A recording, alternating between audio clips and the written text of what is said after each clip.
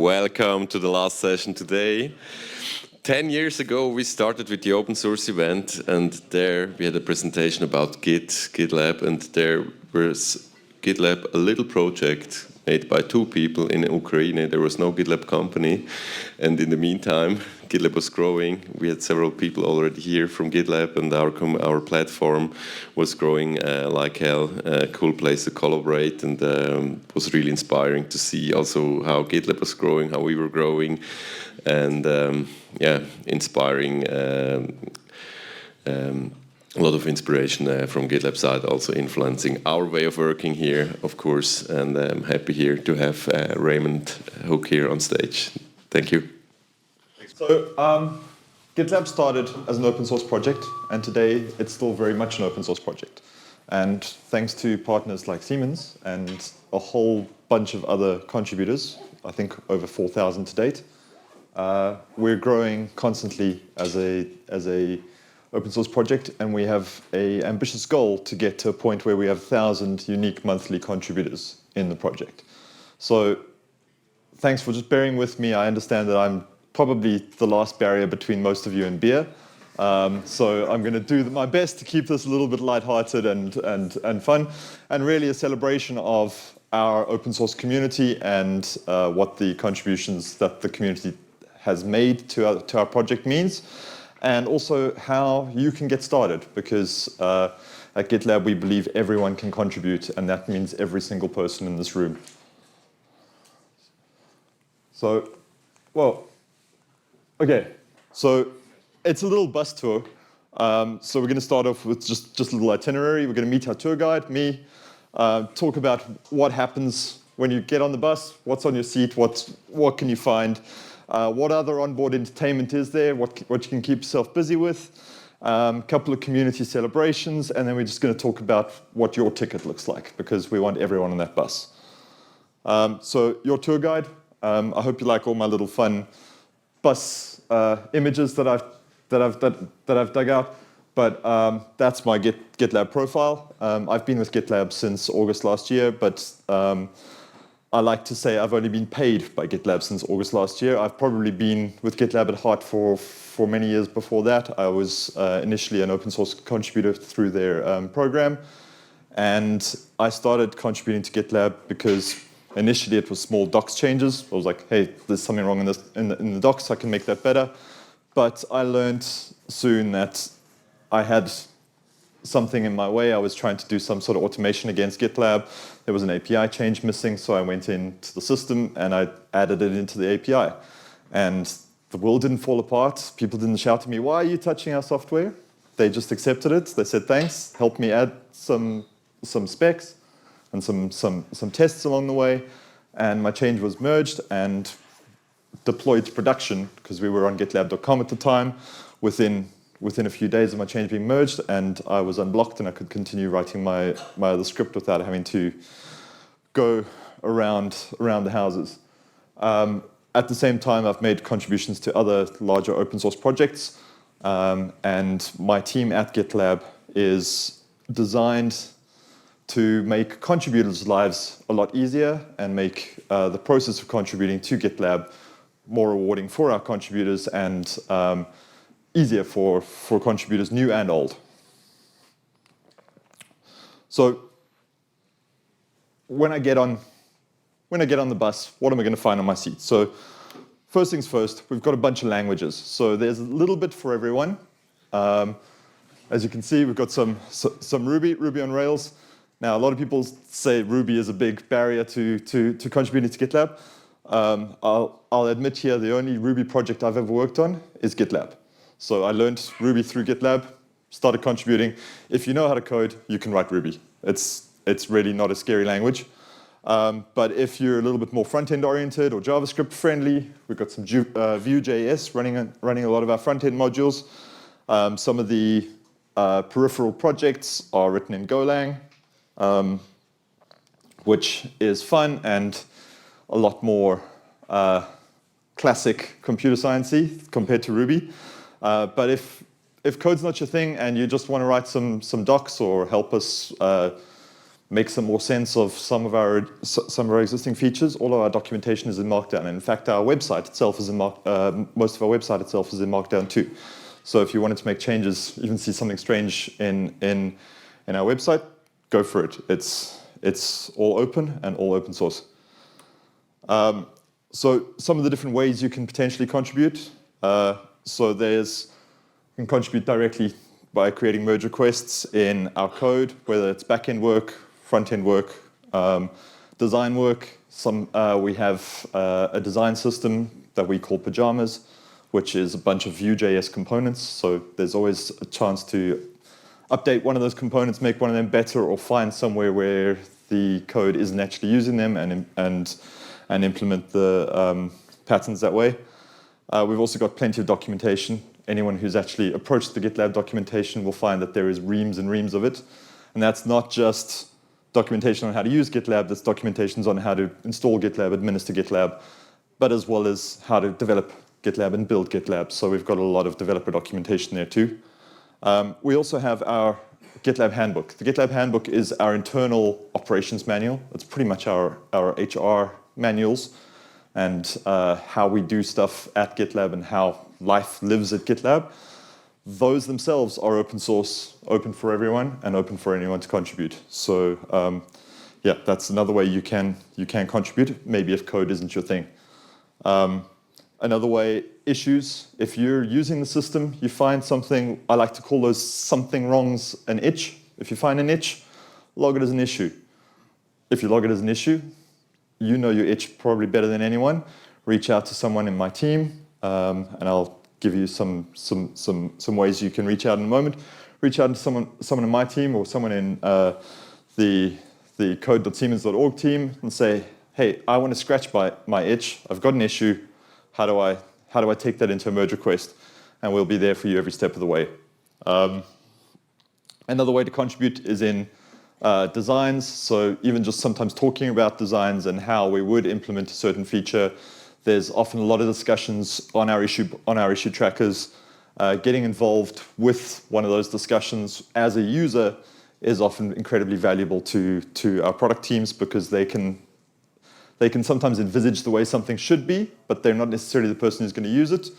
Yourselves are going to be the ones that are going to be using it. So ideally, getting feedback directly from you would be ideal. Another way to contribute is in translations. I think probably most of the room here isn't native English speaking, which is fine for me because I can just go and use GitLab because it's by default in English, but there is various language translations across the board, and going in and contributing to those translations, maybe someone's used a word that doesn't quite mean what we think it does or something. So contributing those translations is often another good way to get started. So the predominant way of testing and building GitLab is by using the GitLab Development Kit. It's everything you need to get started. It gives you like a little local development instance, and it's preceded with a whole bunch of projects and tests, and it runs directly on your machine and allows you to be able to play with some of the code, test it, see what's happening, run tests, break it again, break it so hard that you want to cry, break it so hard you want to throw your machine out the window, take a deep breath, start again, and get it working. And so it's a primary tool. Most of the developers at GitLab use the GDK. The Siemens team use GDK, and we're looking at other ways of making GDK also more accessible for people to get started with the contribution towards GitLab. From my own background, I didn't start with GDK. I started by just kind of making a change, throwing it into the system, letting CI crash out at me, and CI moaning that there's a whole bunch of tests now failing. What's a test? I had to then go figure out what tests were. So yeah, I've learned a lot in my software development career by contributing to GitLab. In fact, my last change I made in the system, I went the other way around and actually wrote a test, made my test fail, and then went and fixed the test by writing some code, which supposedly is the way we're supposed to do things. But yeah. So what other things are there on board our bus tour? What are the things we can keep ourselves busy with? So we've got a system of community forks. Now, typically with an open source project, as a contributor, you don't have access to the project, so you can't make a change directly. So the typical pattern is you go and fork the repository into your own namespace, make some changes, push them back. Now that's all good and well, but GitLab isn't a small package. So when we start to you make a change, you start to contribute some changes back, and CI runs, and then your free user CI minutes just dry up. And especially if you're a prolific contributor, they dry up really quickly. So the community forks is a set of projects that we set up. They're forks that of all of the canonical GitLab projects, and you can request access to the forks. And as a fork member, then you don't have to worry about CI minutes, and you can go ahead and contribute. And it also allows for deeper collaboration between our contributors, because if a contributor starts making a change and gets to a point where they're for some reason not able to finish their change, another contributor can potentially pick up that change and drive it to the finish line, while both of them get attribution for the change at the end of the day. So it's just a way of helping more people work together as more of a community. Our GitLab issues. Now I had to shorten this URL, so it was a little bit harder. By the way, the QR code that was on the screen right at the beginning is a link to all these slides, but I do believe they will be available. But yeah, so the GitLab issues, there's a label we have on some of our issues called Quick Win. If you're looking to get started, you have no idea where you want to get started, but let's give this thing a try. Our Quick Win issues are generally issues that have been sort of scoped down. They're fairly small. They should be relatively easy to implement. So if you're just looking for something to get started, that's a great place to go. But the other way, as I mentioned, the best way to really get started is to identify what's bothering you about it. Is it something in the interface? Is it something in an API that's not there, or something else that's just not quite right? Delve in, dig in, get stuck in that way. It's the best way to go, because you understand the problem probably the most. I mentioned our documentation. So our development documentation is there, and there is almost everything you need to get going. I warn you, it's probably not a good idea to go start reading the docs before you get started, because you'll probably run out of interest by the time you're halfway through the docs, because the docs are big. There's a lot in there. There's a lot of how to do this, how to do that, best practice this, best practice that, how to get started with things. My approach personally was get stuck in with the code. When I get stuck, or when I don't know how to do something, quickly go search the docs. Do I find something? Often the answer's already there. Then I get unstuck, but also at the same time we then have the other community resources, which are primarily our Discord. So we have an active Discord community where myself, the rest of my team, and a number of GitLab team members, we're slowly converting them and getting them to getting other GitLab team members to join the Discord. But we've got a number of people hanging around in Discord there, just waiting to talk to contributors.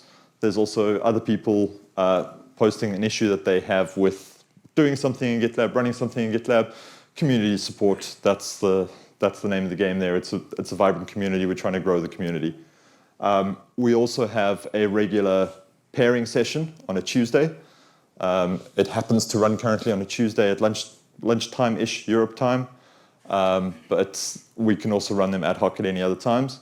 If you are working on something and you wanted a little bit of help, or you wanted to sort of have a pairing session, they're live streamed, open to the community, anyone can join them.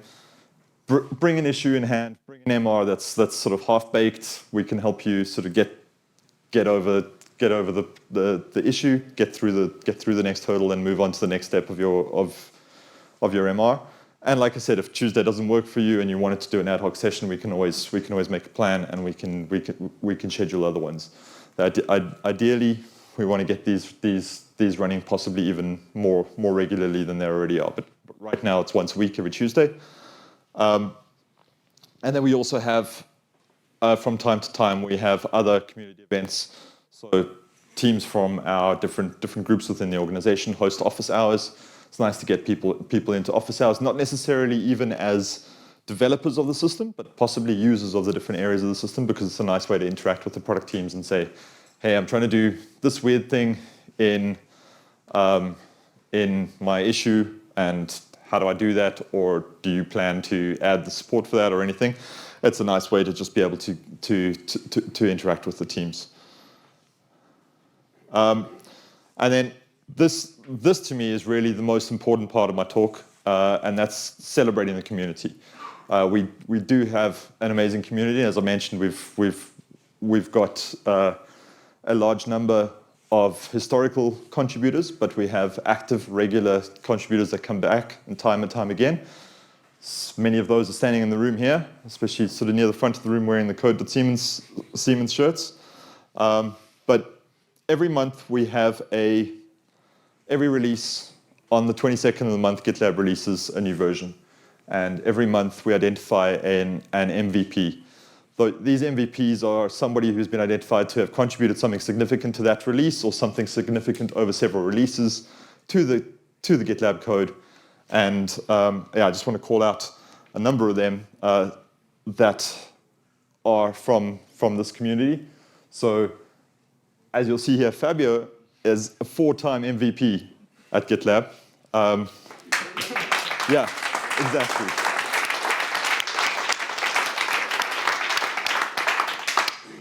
But Roger, Diego, Jonas was with the team also for quite some time. These are all MVPs, but I also wanted to sort of put sort of our runner-ups. So our runner-ups aren't necessarily celebrated as publicly as they should be, but we have a lot of nominations for MVPs every month internally. I say internal. Most things internal at GitLab are public. So even if you know where to look on our issue tracker, you'll find the discussion around these happening in public, where you'll see all the different nominations, but you can see a number of other nominations here. Gerardo, who's only been contributing for a couple of months, picked up an MVP nomination for our 16.0 release, which released on Monday. So that was nice to see. But again, another set of names recurring and coming back time and time again, which is fantastic to see. And this is why we have such a great community, because we've got people coming back and taking ownership of the platform along with us and helping us drive it forward. So along with those community contributions, many of them are fixes here and there. Many of them are somebody just tweaking something here and there. But also we've got a number of features that wouldn't exist today if it weren't for the community contributions. And sort of these are kind of in like reverse order, sort of from latest to the oldest.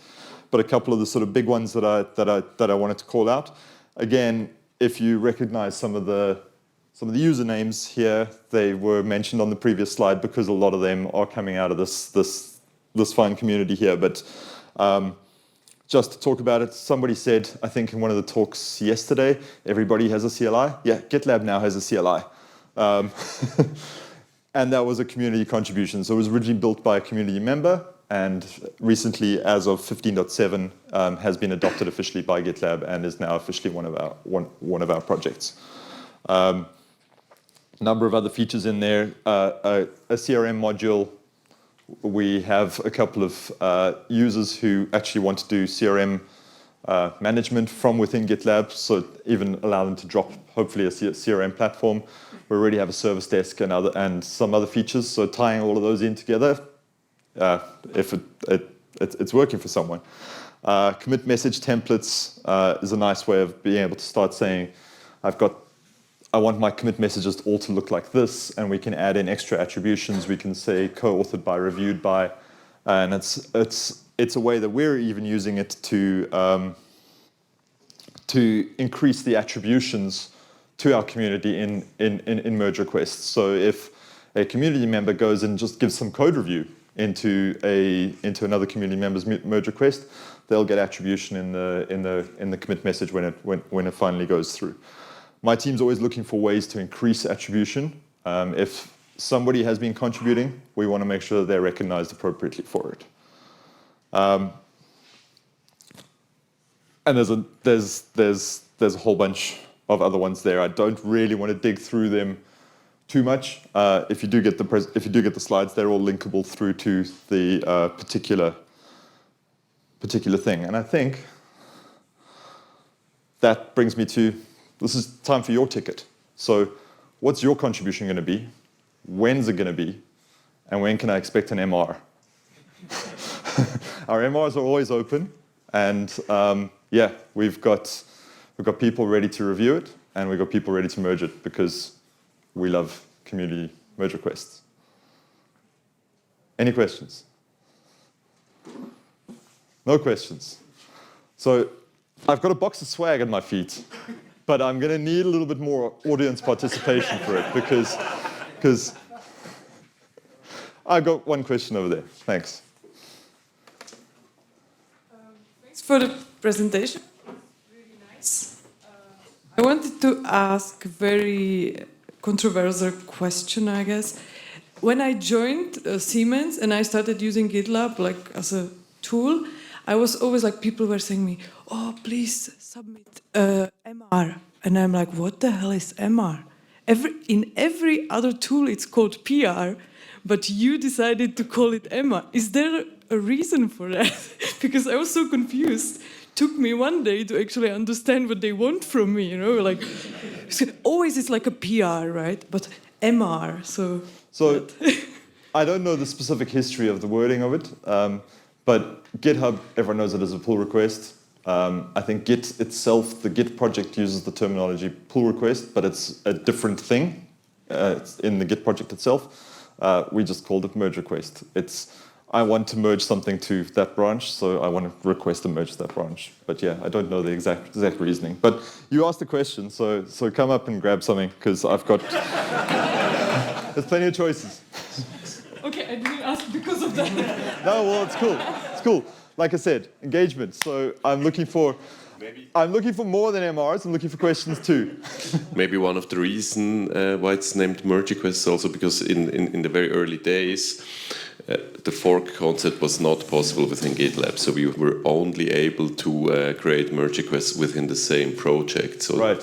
And then later on, the feature of fork came into place. Yes. Sucks. Cool. Yeah, we got another question. Question? No. Someone wants some socks?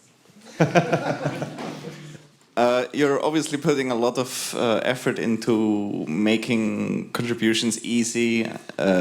What are some of those things that teams or projects that have less resources to spend to make this as easy can adopt with little effort to encourage contributions? Yeah, so the question is, we're putting a lot of effort into making contributions into the project easier and more accessible. How can projects with less resources do the same for their own selves? So a lot of our time, a lot of my team's time is spent in working on our existing automations. So right now, if you do a merge request to the GitLab project, you'll get a little message bot coming from the GitLab bot saying, "Hi, here's some links to documentation that may be interesting to you." Those are easy things you can do fairly readily when you're building out an open source project, just by directing a user to the documentation, making sure that your documentation's there and easily accessible. And also not just accessible, but maybe searchable. Often you can build a documentation site out of Markdown, but if there's no search button in the corner, unless you know how to navigate the site, you can't find anything. So being able to search documentation is incredibly powerful. If it's public, you can integrate it with Google Search if you can, but if it's internal, most sort of Markdown-based type documents or anything will have some sort of search integration. So being able to discover the right documentation at the right time is invaluable. And also maybe just having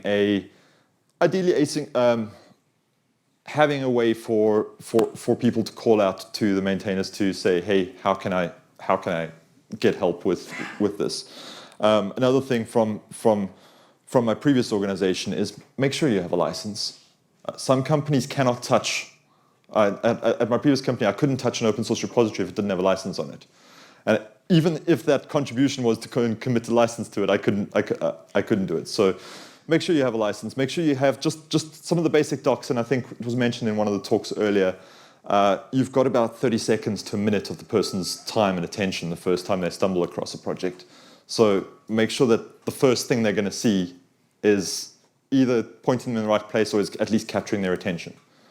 And making it easy to install, making it easy to contribute, so that your CI pipeline's there, so that whatever you do contribute gets appropriately tested.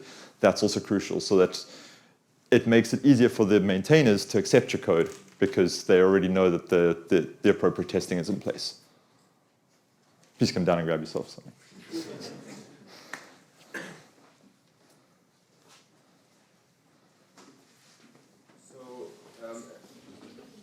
So at GitLab you have different tiers, right? And I know in the past there were like different repositories for CE and I think E at the time. What tooling do you use to kind of separate your software for the different tiers to have the free version and the up to ultimate? Okay, so yeah, the question is how do we separate out our software for the different tiers? So initially there was a GitLab CE and a GitLab EE repository that several years ago that was merged into one repository where we now have it's one repository called GitLab. Underneath that repository there's a folder called EE. Everything under the EE repository is stripped out completely and cloned to the GitLab FOSS repository, and the CE distribution is built from the GitLab FOSS repository. But it's been merged into one code base, everything done in one code base. So anything that you were to contribute is MIT licensed if it's in the main repository. Anything under the EE repository is subject to a CLA. Okay, and if I can ask a follow-up, how do you manage it in the community that even though some of the parts are paid, and I mean not even cheaply, which is fine, that you still motivate people to then contribute to those parts of the system? So I think typically the contributions generally come probably into the more freely accessible tiers, but that said, there's nothing to stop somebody contributing into the EE directory. In fact, myself as a customer using a paid subscription, I was contributing into the EE folders. Again, it's all about I can log an issue and I can wait for it to sit with 80,000 other issues on an issue tracker that may or may not be seen by someone anytime soon, or I can go in and fix something myself and unblock myself. It may not be a problem for other people. It may be a problem for other people, but it's something that as an open source user, I'm enabled to fix myself. In fact, I helped a organization recently do a merge request. We solved an issue that had been open for 7 years on the tracker, and it was a 3-line code fix. So it's these kinds of things that you're empowered to, even though it's we call it an open core model.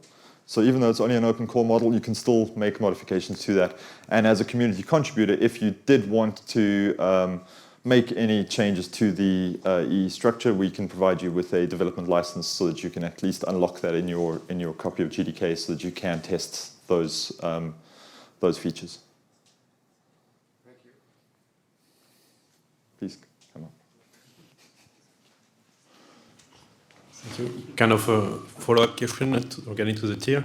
So every time I use GitLab or every day, most of the time I find a solution either in the doc or maybe sometimes a feature that is actually on the enterprise tier and not on the free tier that we are using at Siemens.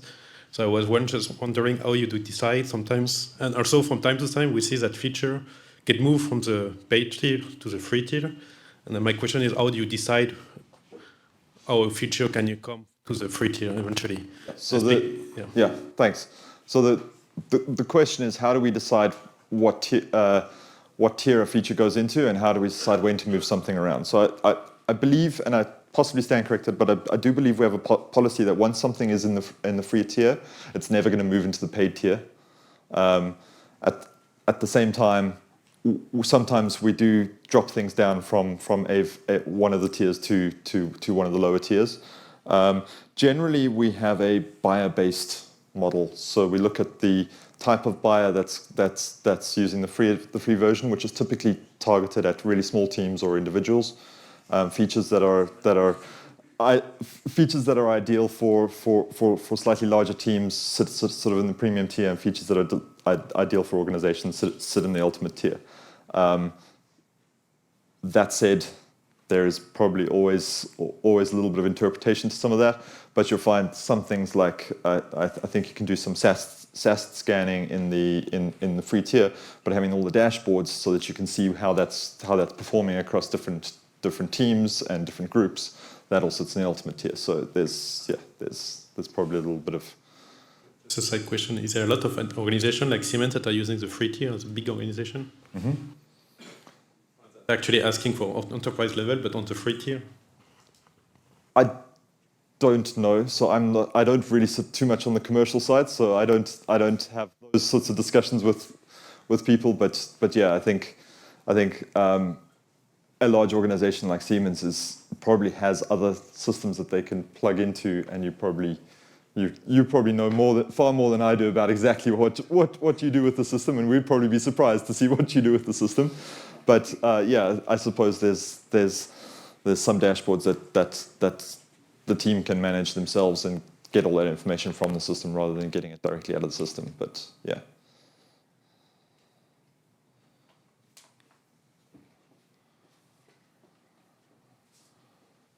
Anyone else?